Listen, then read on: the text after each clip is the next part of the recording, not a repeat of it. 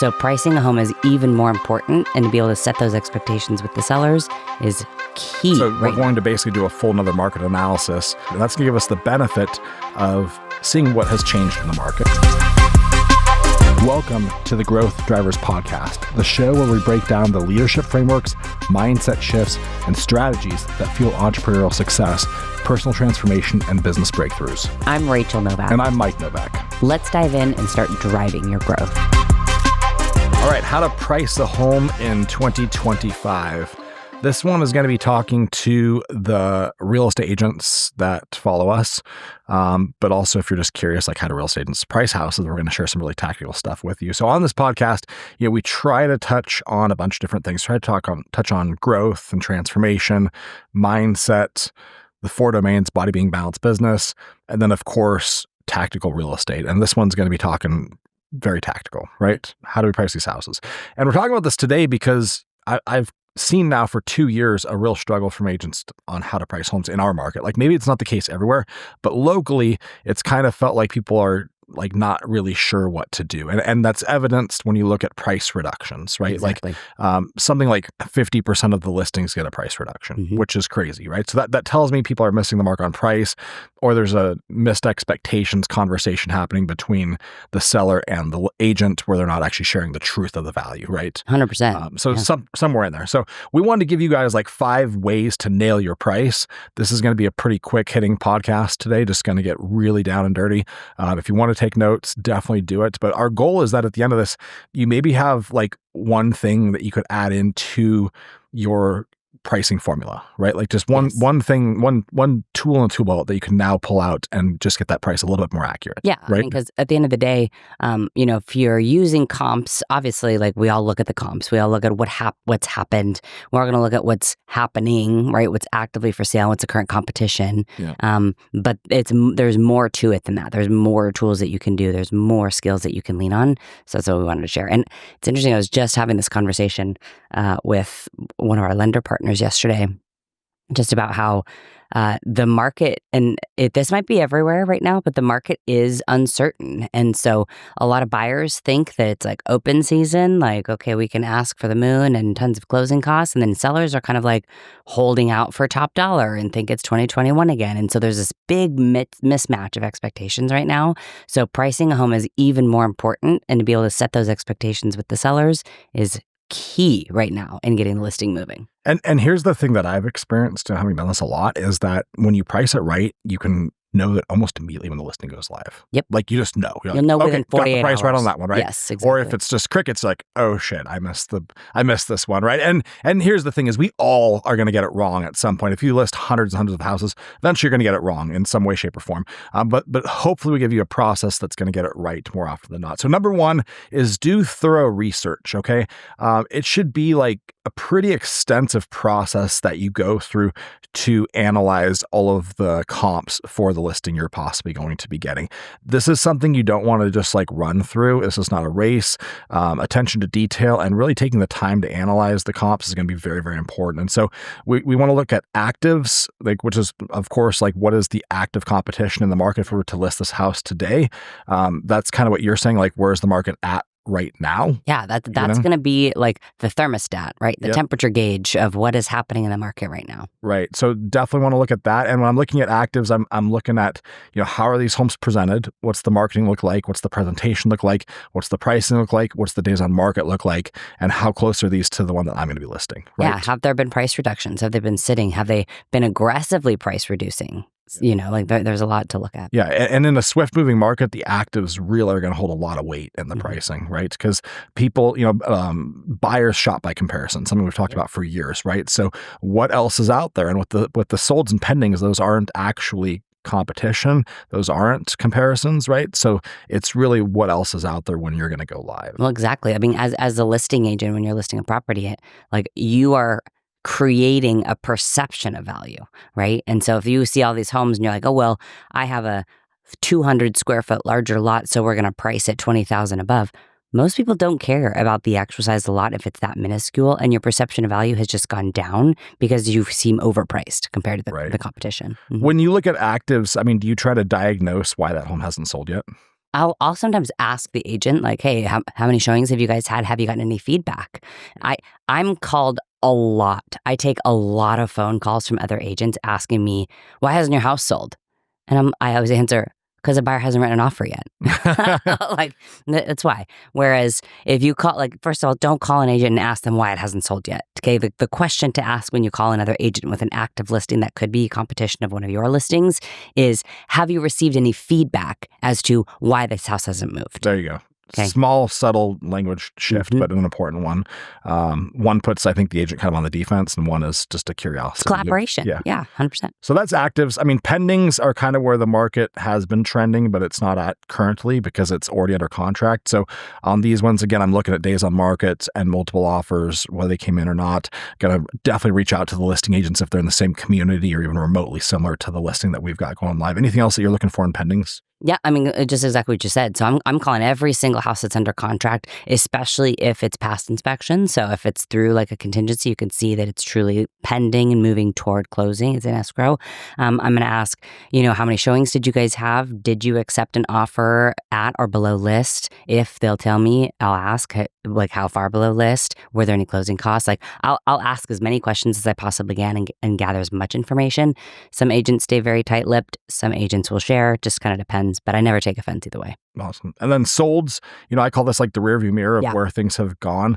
Appraisers put a ton of weight into solds. As agents, we put a little less weight in them, especially considering that appraisers go back like 6 months. And in 6 months, seasonality is a huge wild card to consider. Like right now, as we're making this podcast, it's April. And that means we're going to have comps from Thanksgiving and Christmas in there, right? And we know that's a totally different market than something that came on the market just a couple of weeks ago. So I'm going to actually put less weight into the solds in a really dynamic market than I am into the actives and the pendings. Yeah, right? exactly. So, but getting feedback from the listing agent again and your colleagues, like, how did this listing go? Like, was there a lot of traffic?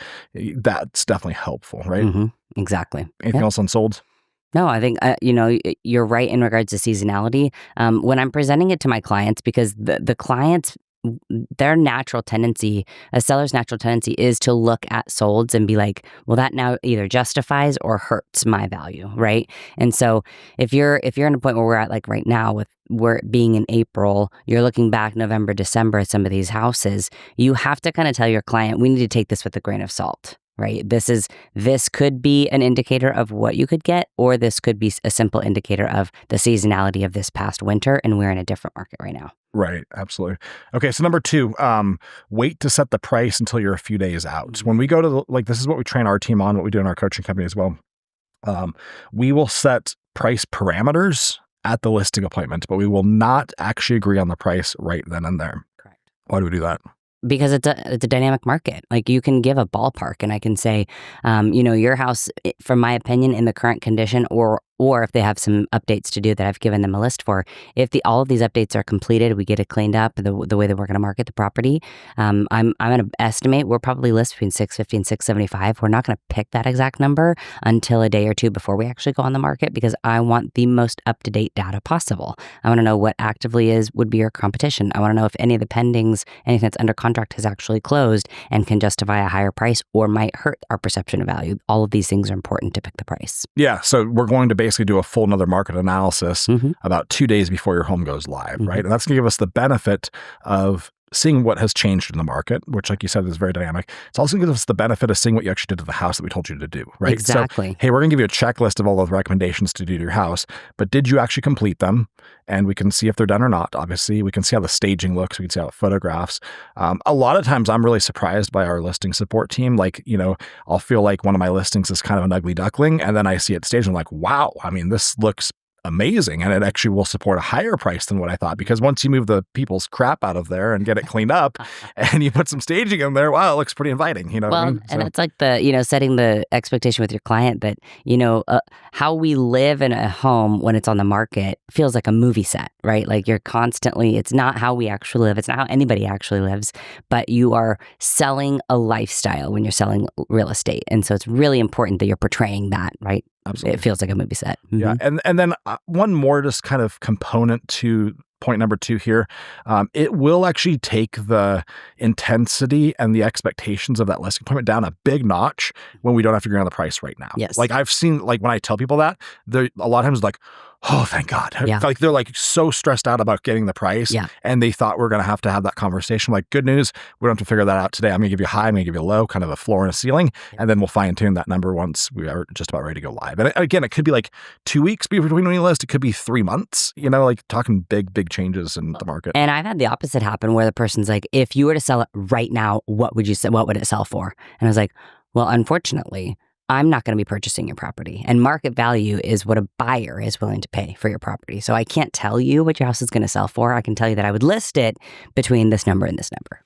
Interesting. I'd probably be like, well, given how much crap you've got in here and the condition I see, it's probably worth like 20% less than it's going to be when our team's done with it.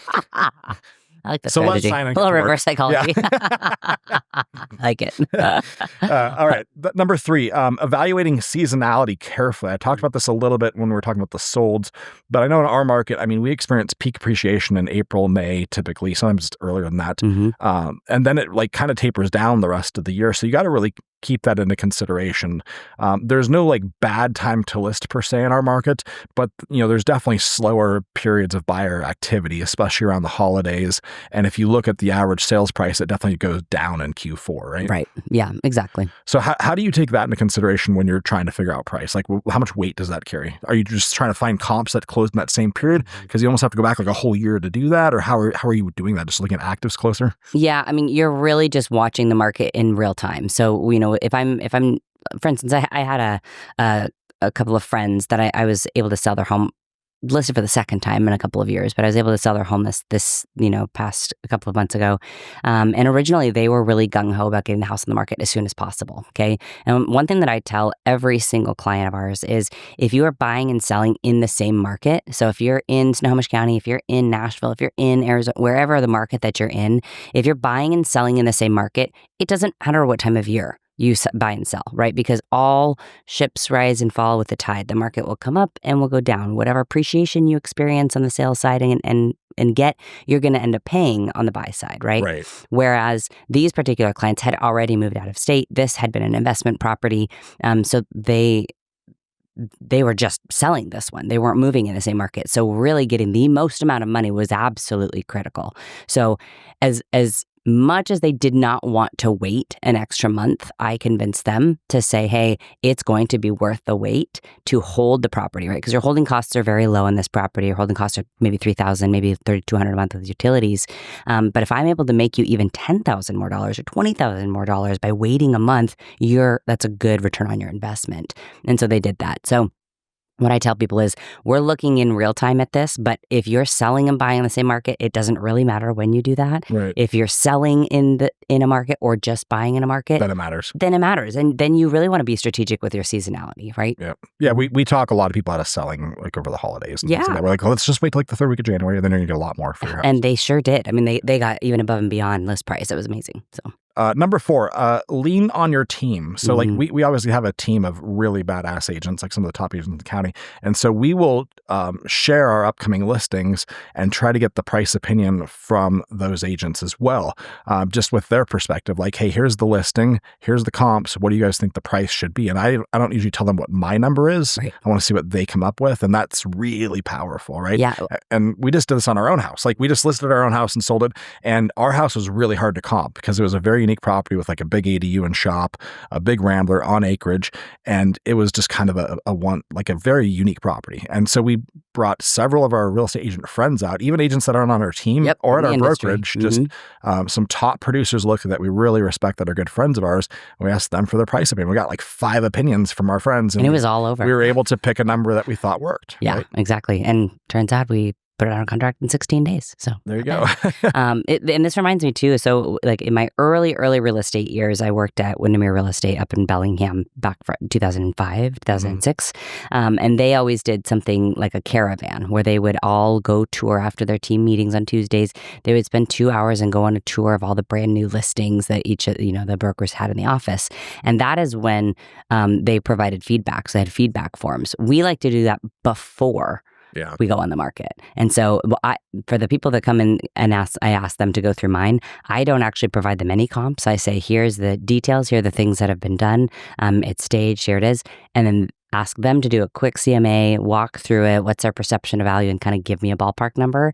What's most beneficial isn't getting that information for ourselves, although of course it is, but the most beneficial thing of enlisting friends, industry, teammates, colleagues, that kind of thing, is to have that data for the client, right? Because now I have brought in other experts, other professionals who see houses every day, who tour 10 to 15 houses a week. Now they're, giving some insight, and it grounds the conversation with the seller and sets expectations very, very clearly. Yeah, I had that on a particular nice Everett View listing. You might remember this from last year. I'm not going to name any names, but he was thinking I was like $50K low on the number, and all of our agents went through. Their numbers were all $50K lower than mine.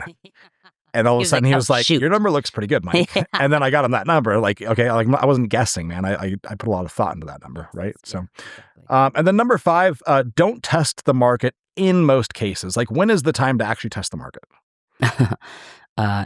I don't like to test the market ever. Well, if you have a unicorn property like ours was, sure. you can get away with it, right? Like, or it can be like really just kind of fuzzy on what that number could be, and that's when you might want to go on the higher end, because you can't like ever go up from that number, really, right? Okay, so to your point, like custom, really difficult to comp. Those are the properties you can test the market on, because there is no basis for it, right? If you're listing a condo, or if you're listing a home in a tract housing community, testing the market is going to result in long days on market. Yes. Yeah, exactly. Yeah. So, okay, fair enough. Yeah. The unicorn custom homes. If it's in a cookie cutter neighborhood, if it's a builder home, like, you definitely want to price it to exactly what the comps or what the actives would position you to sell for. So that's our 5. I want to give people a couple of nuggets on ways that you should not price a home that they're going to hear from their clients on. And the first one I want to talk about is pricing it off of the Zestimate. Why is that problematic? Because the Zestimate is highly inaccurate all the time. I had no idea. Yeah, no. The Zestimate, it takes almost nothing into consideration. Like, it looks at trends, but has no idea what's actually been done to the property. It has, no idea. Like, it's AI, right? Like, it's just taking the data from other sales and throwing a number out there based on tax records and other sales in the community. Right. Okay. So probably not the best way to go. Yeah. Yep. I do always look at the Zestimate and the Redfin number, of course, before I go to the listing appointment, because usually that's the number that's in the back of the mind of the seller, and I want to know if I need to litigate against that number or if I can actually go higher than that number. And sometimes it's like, honestly, 50-50. No, it's such a great point. And especially recently, the Redfin numbers have been so high. Like, all of the listing appointments that I have been on, especially the last month, I go in and the Redfin number, I'm like, this is like $40,000 or $50,000 more than I could even begin to justify. And so little pro tip for real estate agents and for people who are looking at these: please know that any automated estimate that you see online that is estimating higher likely has a division in that company that does cash offers. And so what they do is they will overestimate value in order to attract potential cash offer candidates. And then they will nickel and dime the absolute shit out of you and offer you 60, 70 cents on the dollar. So another little tidbit in regards to how not to price a property is a seller coming to you and saying, I absolutely need $200,000 out of this property. I can't sell it for anything less, when they are desperate you just for stole cash. My thunder. That was my next one. Yeah. The second way to not price a home is what I need to net and make off selling this house. No one gives a shit. Nope. The market does not care. The market doesn't care. You cannot outmaneuver the market, no matter how smart you are, right? The market will always determine how much your home is worth. They don't give a what you need to make. Nope, not right? at all. Exactly. It just cracks me up when people say that. Well, and I need to make this. Well, no one cares but you. Well, and I get it. Like, I would, and I sympathize. I'm like, I would love to sell your home for $1 million. I get paid on a commission, a percent of a percent of a percent that you're going to pay my brokerage. Of course, I'd love to sell it for $1 million. Unfortunately, I'm not buying it. And at the end of the day, another quick tidbit for real estate agents especially is you don't actually control the price. right? I think these unicorn years, 2020, 2021, 2022, they really made people feel like they were really badass listing agents. Like they could sell a home for anything. Like it was their deal. You talk about like the 17 offers, 100,000 over list price Facebook post we saw for 2 years straight from everybody. Exactly. Like everybody thought they were a badass real estate agent. And let's be perfectly clear. Like I made those posts too. I went and sold a house for $360,000 over list price. It was insanity in that market. Did that make me a phenomenal real estate agent? Maybe, but it more validated that the marketing that we do, the work that we do ahead of time, the staging, the suggestions that we do for the clients, the cosmetic updates that we do have a positive ROI, right? That's what it solidified. But at the end of the day, whether it's higher or whether it's lower is completely market dependent. The only thing that you guys control are the condition of the home, the showing availability of the home, and of course, negotiating from a place of understanding, which we've done negotiation on this podcast before. But those are the things that you can control. At the end of the day, you cannot sell a home for more than a buyer is willing to pay for it, period.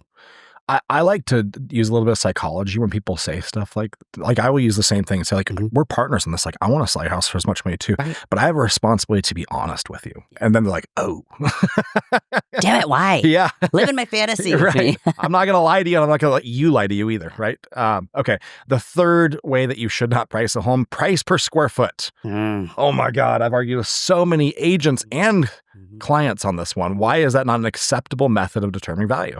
Well, depending on the layout of the home, depending on the floor plan of the home, how everything about the home itself, like a home could be 1,100 square feet and live like 2,000, and a home could be 2,000 square feet, and the way that it's laid out as a townhouse lives like 800. Like it really, at the end of the day, has nothing to do with the square footage of the home. Like you can ballpark it again, but really it has more to do with the perception of value of the lifestyle of that home. Right. Yeah. Very difficult to. And also, like when you get homes that are large, the price per square foot is going to be less. Of course. When you get homes that are small, the price per square foot can be much, much higher. Right. And then, of course, it doesn't even consider condition of the home. Right. Right. It's just literally a mathematical formula.